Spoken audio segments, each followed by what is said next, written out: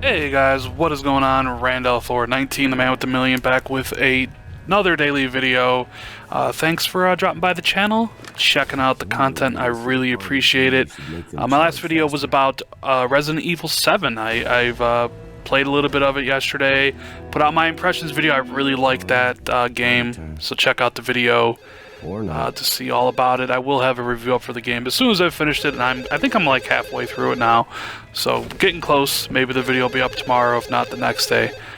Today is a Rand's Indie Spotlight, and we will be talking about The Assembly, which is a game that released last week, which I'm finally getting to doing a review on. It released on Friday of last week, and it retails for $20, and it's developed by Dreams. What is the game, you ask? Well, basically, it's kind of a first-person mystery adventure game, or as people would call it, kind of a walking simulator.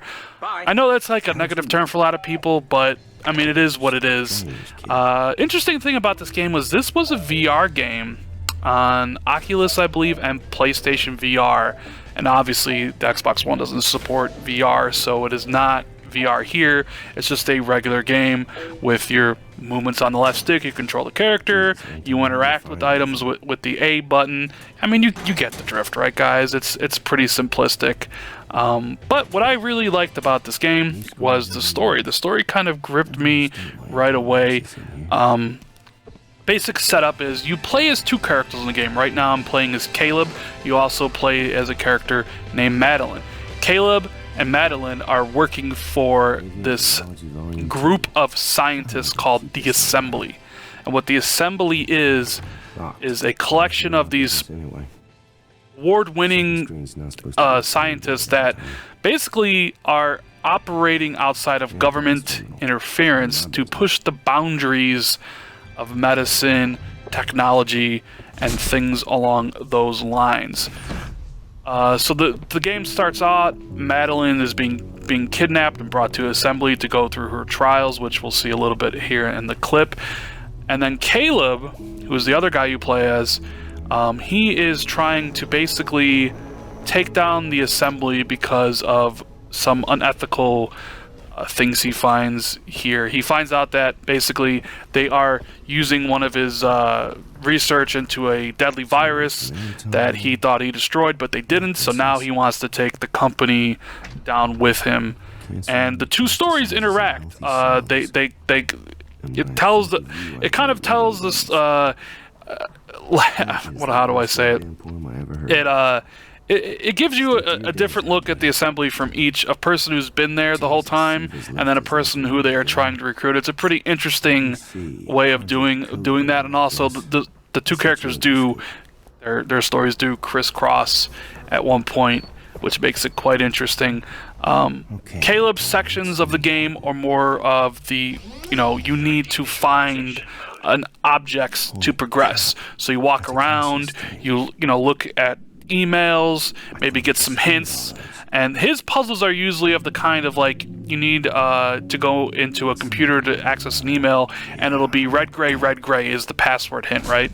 Oh, and I should mention, what you see right there, if you hold down left trigger, you can project yourself outward, and then press A and you'll immediately go there. So it's kind of a fast way to move around. I'm assuming it's in there for VR. But Caleb's story is basically, he's the one where you walk around, you find things, you try to find passwords from clues, like a computer will be like, the password hint is red gray, and you'll notice above on the bookshelf there's like red and gray, colored notebooks, which would give you the answer. So you go around, you collect things, and that's basically his. Now, Madeline's story, which is the one we're looking at right here, is a little bit different. She has all the kind of, hers is more puzzle orientated, right? Hers are also more like morally, like, because obviously you got these scientists and they live outside the law and government, things. So there are some moral conundrums that are presented in the game to you, and they're usually presented to Madeline, and you got to make some choices.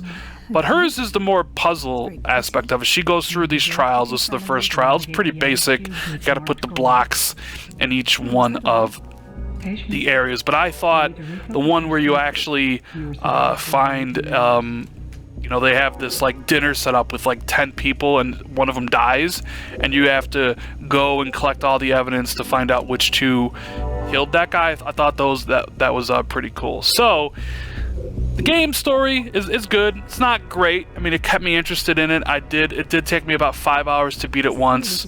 The achievements are pretty easy. Most of them are for story progression. Some of them are for finding like different things in different areas. Like if you find this recording that Dr. Benson left for, you know, the other doctor she likes, you'll get an achievement. So it's about like exploring everywhere, and you'll get all the achievements.